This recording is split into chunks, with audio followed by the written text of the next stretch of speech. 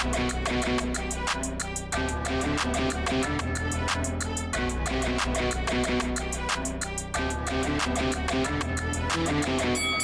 guys, welcome to Boxing Squared for boxing news and views from around the internet.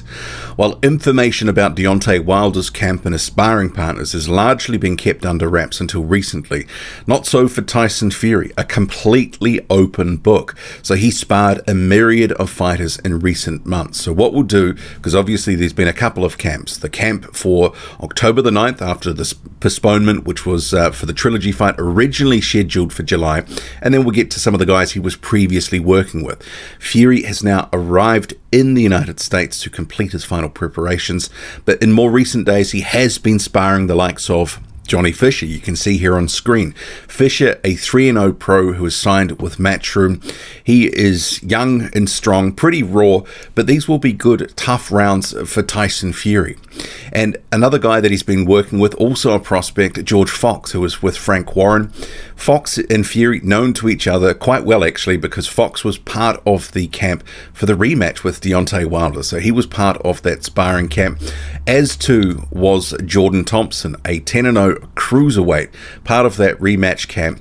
So these guys have worked together before, and obviously bringing Fox and Thompson back, something must have been going right the first time around that they were working with them.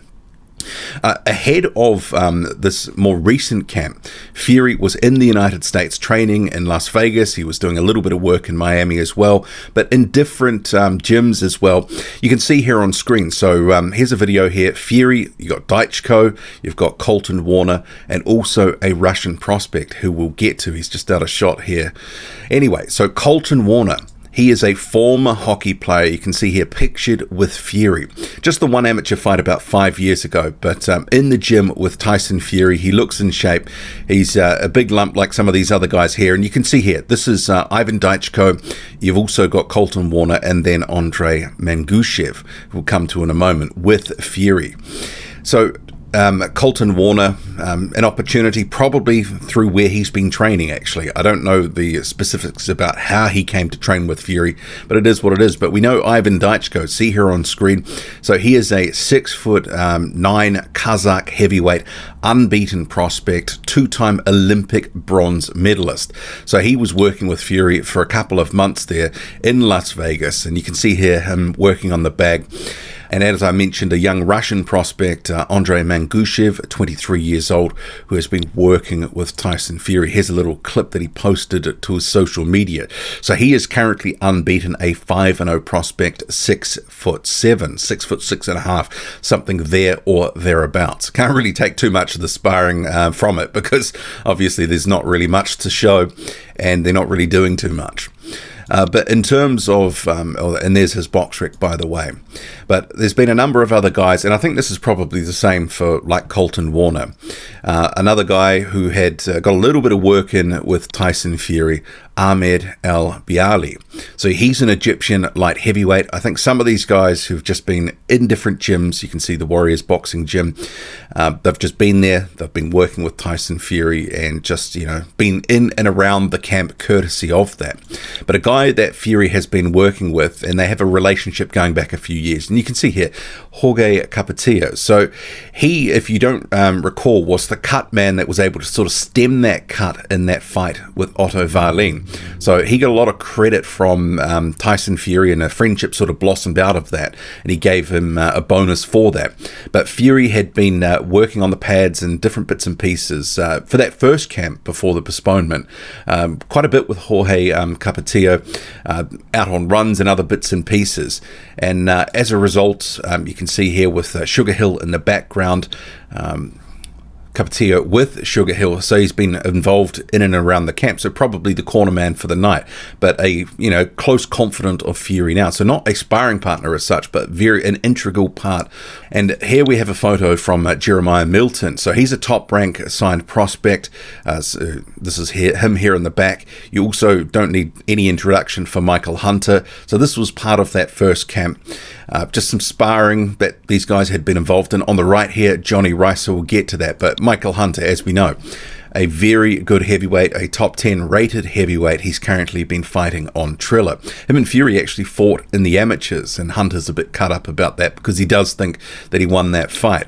And as I mentioned, Jeremiah Milton, who is a prospect, pictured here next to Fury. Also, another guy we'll get to very soon. Jonnie Rice, as we know as well, has been in that Fury camp. So Rice more recently had a very good win over up-and-coming prospect Michael Polite Coffey. Stopped him in, what was it, about 8 rounds or so. He lives and trains in Las Vegas. You can see Milton here in the background as well. I believe that guy in the black t-shirt is one of those guys that does those slapping competitions. Anyway, moving on. Other guys who've been in and around Tyson Fury, that first training camp, F.A. Ajagba. So he's a top-ranked fighter now, formerly from PBC.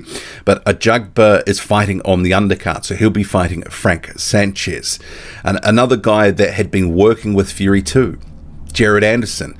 Probably, in my view, the best up-and-coming American prospect right now. So he has been on a tear recently with some of his performances looking very good, getting some good wins, good stoppages, very impressive performances. And there has been a persistent rumor going around that Jared Anderson was really putting it on Tyson Fury. And some have speculated that the postponement wasn't due to COVID, but it was because Jared Anderson had allegedly knocked Tyson Fury out in sparring. No way to prove that, but that is something that has been persistently going around. Ajagba and Anderson, very tough sparring for Tyson Fury, and Anderson himself will also feature on the undercard taking on Vladimir Tereshchenko. And also you have Christian Thun, the 6'8" German. He was in the camp with Fury for quite some time.